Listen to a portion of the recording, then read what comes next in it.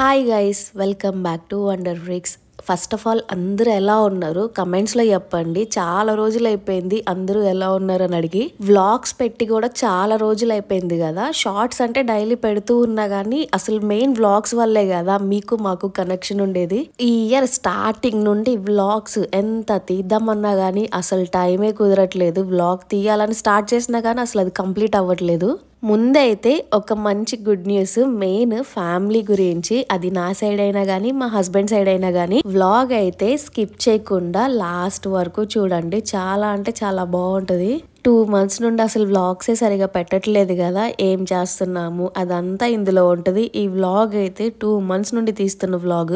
ఇదైతే కరెక్ట్ గా మా మరిది బర్త్డే రోజు తన బర్త్డే సెలబ్రేట్ చేయటానికని కేక్ తీసుకొని బేకరీలో ఇంకా డైరెక్ట్ గా ఇంటికి వెళ్ళాము. సర్ప్రైజ్ అసలు చెప్పను కూడా చెప్పలేదు వస్తున్నామని. కొన్ని ఇయర్స్ నుండి ఒక 2-3 years నుండి మెయిన్ గా బర్త్డే సెలబ్రేట్ చేయటమే అసలు ఇంట్రెస్ట్ పోయింది. నేనైనా చేసేదాన్ని కొంచెం కాకపోతే కొంచెమైనా మా హస్బెండ్ కోసం అని. ఇంకా మా హస్బెండ్ కి ఇంట్రెస్ట్ ఉండట్లేదు కదా అని చెప్పి చేసినా ఎందుకులే వేస్ట్ అని చెప్పి ఇంకా నేను కూడా బర్త్డే సెలబ్రేట్ చేయడమే ఆపేసాను. తనకు కూడా సర్ప్రైజెస్ ఇవ్వటము. ఇంకా మా మరిది బర్త్డే రోజు గుర్తు చేశాడు, ఈ రోజు డిక్సన్ బర్త్డే కదా అని. నేనుండి సరే అసలు విషెస్ చెప్పకుండా సడన్ గా వెళ్దాం కేక్ తీసుకొని అని ఇంకా అప్పటికప్పుడు అనుకొని కేక్ తీసుకొని వెళ్ళాము. బర్త్డే వాళ్ళ డాడీది అయితే టోటో గాడికి ఫుల్ ఎగ్జైట్మెంట్. ఎంతైనా చిన్నపిల్లలు బాగా ఎగ్జైట్ అవుతారు కదా కేక్స్ అవన్నీ చూస్తే. ఇంకా నేను కట్ చేస్తా అని చైర్ తెచ్చుకొని వేసుకొని కూర్చున్నాడు. వాళ్ళ డాడీకి హ్యాపీ బర్త్డే విషెస్ చెప్పావా టోటో, మీ డాడీకి బర్త్డే విషెస్ చెప్పంటే అలా చెప్తున్నాడు చూడండి. Happy birthday, happy birthday dad అని ఇంకోయండి సాంగ్స్ పాడమ్మా. ఈ వీడియో జనవరిలో తీసిన వీడియో. అసలు టైము ఎంత ఫాస్ట్గా అయిపోతుంది అంటే మా హస్బెండ్ మెయిన్ అసలు ఉండట్లేదు. ఊరు వెళ్తున్నాడు వస్తున్నాడు బిజినెస్ పని మీద స్టాక్ తీసుకురావటానికి. వచ్చినా కానీ కొన్ని డేస్ ఉంటున్నాడు. అసలు టైం కుదిరితేనే కదా వ్లాగ్ ఎడిట్ చేసి పెట్టడానికైనా కానీ.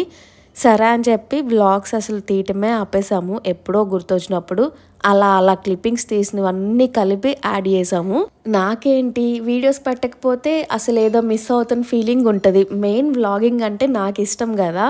నేనేమో మా హస్బెండ్ని వ్లాగ్స్ తీయట్లేదు వీడియో పెట్టాలి అంటే మా హస్బెండ్ ఏమో అస్సలు ఇప్పుడున్న ఈ బిజీకి వ్లాగ్స్ తీయటమే అవ్వదు, కావాలంటే నువ్వు తీసే వ్లాగ్ అంటాడు. కొన్నేమో ఈ ఫోన్లో ఉన్నాయి, కొన్నేమో నా ఫోన్లో ఉన్నాయి. 2 కలిపి వీడియో ఎడిట్ చేయాలి కదా. అసలు ఆ వీడియో ఎడిట్ చేయడానికి కూడా మెయిన్ టైం ఉండట్లేదు. ఇంకా తను లేనప్పుడు నేను ఏదోటి షార్ట్స్ అయితే పోస్ట్ చేస్తున్నా. కన్ఫామ్గా వీడియోస్ పెట్టాల్సిందే, అసలు ఆగకూడదు అని చెప్పి కనీసం షార్ట్స్ అయినా పోస్ట్ చేశాను ఏదో అలాగా. కానీ ఈ 2 monthsలో ఎంత టైం దొరికిందంటే నాకు, ఇది ఎంత బిజీగా ఉన్నా కానీ బిజినెస్ పర్పస్ మీద అదంతా పక్కన పెట్టేస్తే కొంచెం మా హస్బెండ్ లేనప్పుడు నాకు కొంచెం టైం దొరుకుతుంది కదా. చాలా అంటే చాలా రిలీఫ్ అయ్యాను నేను. ఎందుకంటే నాన్ స్టాప్గా 2 years నుండి బ్లాగ్స్ తీసి షార్ట్స్ పెట్టి అసలు యూట్యూబ్ గురించే పొద్దున్న లేచినప్పటి నుండి నైట్ పడుకునే వరకు ఈరోజు ఈ వీడియో పెట్టాలి, ఈ వీడియో పోస్ట్ చేయాలి, ఈ టైంకి ఇయే థాట్స్ ఉంటాయి మైండ్లో.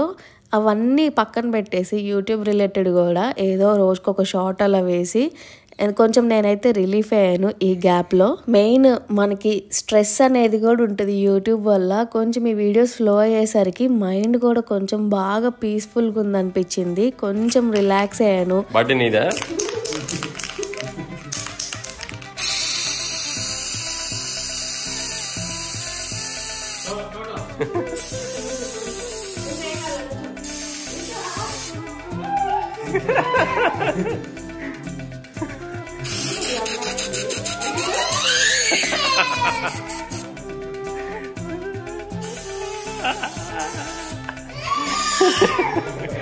ఇది పెద్దమ్మ కొడతాను చూడు.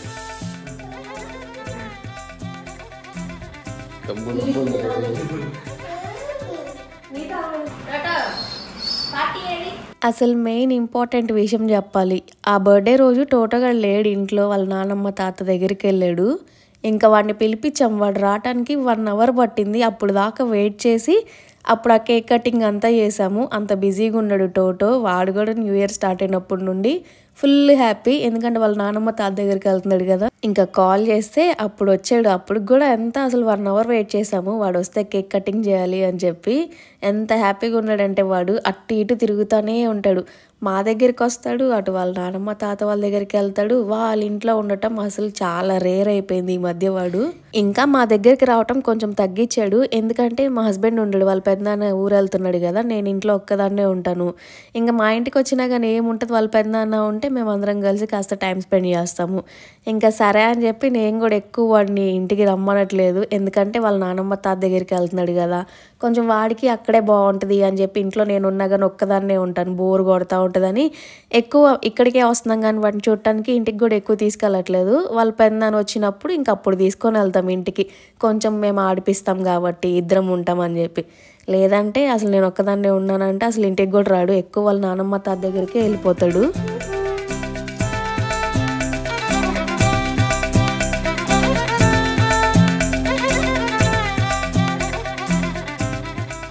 ఇది ఇంకా మధ్య మధ్యలో తీస్తున్నా అని చెప్పాను కదా, ఎప్పుడు చేసినా కానీ పులావ్, మటర్ పులావ్ చేస్తాను. బఠానీ వేసి మామూలుగా మార్కెట్లో దొరుకుతాయి కదా ప్యాకెట్స్, అవి తీసుకొని వచ్చి చేసేదాన్ని. అప్పుడు ఒకసారి కమెంట్స్లో కూడా చెప్పారు, ఇవి కలర్ యాడ్ చేస్తారు, ఇవి మంచిది కాదు, అలా వండొద్దు, కావాలంటే ఫ్రోజన్వి తీసుకోండి అని చెప్పి. మార్కెట్కి వెళ్తే సడన్గా కనిపించినాయి, ఇంకా తీసుకొని వచ్చాను. 1 kg వరకు తీసుకొని వచ్చి అన్నీ ఒలిచి పెట్టాను, బఠానీ అన్నీ.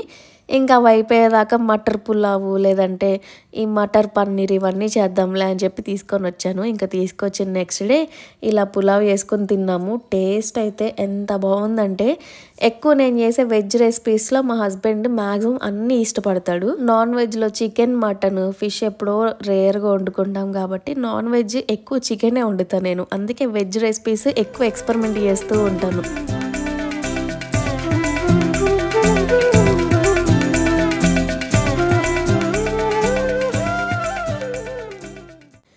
దీనిలోకి కాంబినేషన్ పెరుగు కలుపుకొని కొంచెం అందులో లైట్గా సాల్ట్ వేసేసి ఆనియన్స్ని రింగ్స్ లాగా కట్ చేసి ఆ పెరుగులో వేసుకొని, పెరుగు కొంచెం రైస్లో కలుపుకొని ఆనియన్ రింగ్స్ తింటూ ఉంటే భలే ఉంటుంది, క్రంచీ క్రంచీగా. ఇలా ఇష్టం మాకు. సాల్ట్తో పాటు కొంచెం కారం కూడా వేస్తాను నేను. ఏం కావాలి చెప్పు. అన్నం పెట్టెళ్ళాను కదరా, ఏం కావాలి చెప్పు. బిస్కెట్స్ తింటావా? బిస్కెట్స్ కావాలా? బిస్కెట్స్ కావాలా?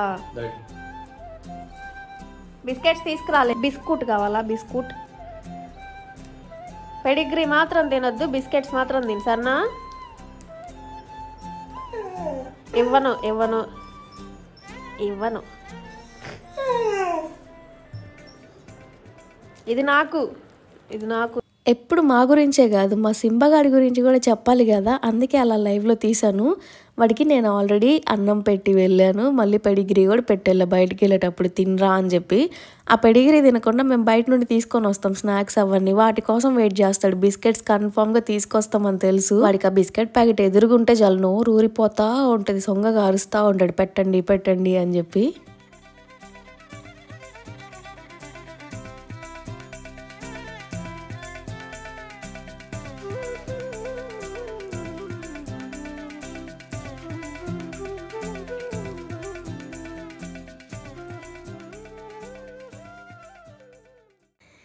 ఇంకా మేమేమో పార్సల్స్ అన్నీ రిసీవ్ చేసుకొని మావి మళ్ళీ మీ అందరికి కొరియర్స్ పంపిస్తూ ఈ బిజీలో అటు ఇటు తిరుగుతూనే ఉంటాము.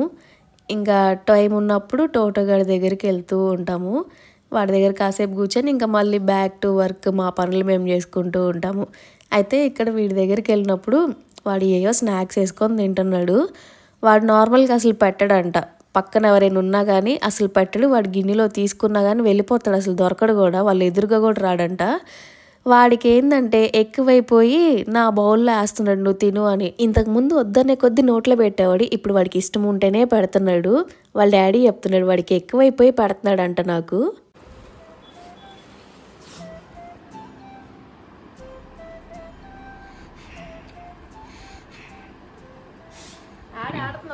మేమేమో స్టాక్ వీడియో త్వరగా పెట్టాలి అని చెప్పి వీడియో తీసుకుంటుంటే గ్రీన్ మ్యాట్ వేసుకొని బాగా కలర్ఫుల్గా కనిపిస్తుందని మా సింబగడికి ఆ మ్యాట్ బాగా ఇష్టం. అసలు మమ్మల్ని వీడియో కూడా తీయకుండా వాడు దొల్లుతున్నాడు దాని మీద పడి. టోటో టోటో రేపు నేను ఊరు వెళ్తున్నా, వస్తావా? వస్తావా ఊరికి? బస్సులో వెళ్దాం, వస్తావా చెప్పు. Bye bye. ఫైనల్గా అయితే నేను మా మమ్మీ దగ్గరికి వెళ్తున్నాను. ఒక 2 days ఉండొద్దాము అని చెప్పి విజయవాడ.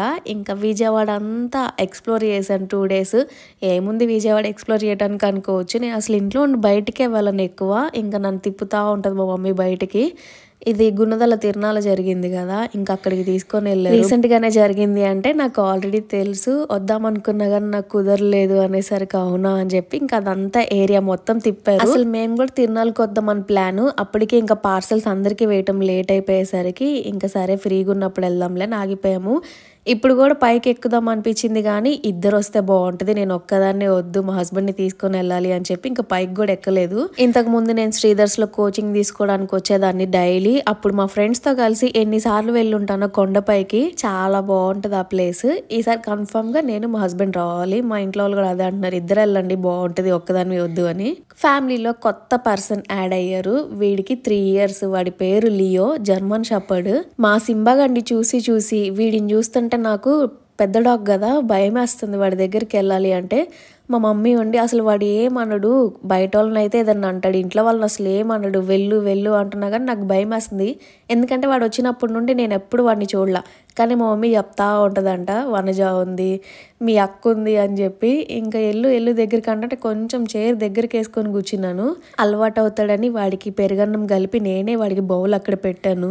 మా డాడీ రైల్వేలో జాబ్ చేసేవాళ్ళు. ఇంకా జాబ్ మా చెల్లికి వచ్చింది. ఇంకా రైల్వే వాళ్ళు ఏవోటి కండక్ట్ చేస్తూ ఉంటారు కదా స్పోర్ట్స్ అలాంటివి, అందులో మా మమ్మీ విన్ అయిందంట రన్నింగ్లో. అది చూపిస్తుంది షీల్డ్.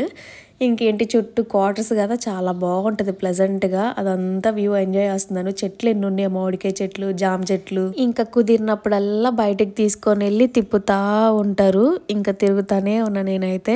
ఇంకా బయటకు వెళ్ళినప్పుడు ఓటి అసలు ఫుడ్ మా మమ్మీ పెడతానే ఉంటుంది, తిను అని చెప్పి. అయితే మా మమ్మీ ఆర్మీ హాస్పిటల్లో జాబ్ చేస్తారు. అక్కడ దగ్గరలో టిఫిన్ ఇక్కడ ఆంటీ దగ్గర బాగుంటుంది అంటే వెళ్ళి తిన్నాము. ఇంక ఈ ఆర్మీ హాస్పిటల్కి ఎన్నిసార్లు వచ్చి ఉంటానో. హెల్త్ బాగోకపోతే మాకు ఆర్మీ హాస్పిటల్ లేదంటే రైల్వే హాస్పిటల్. ఎందుకంటే మా డాడీ ఇంతకుముందు ఎక్స్ సర్వీస్ మ్యాన్, దాని తర్వాత రైల్వేలో జాబ్ వచ్చింది.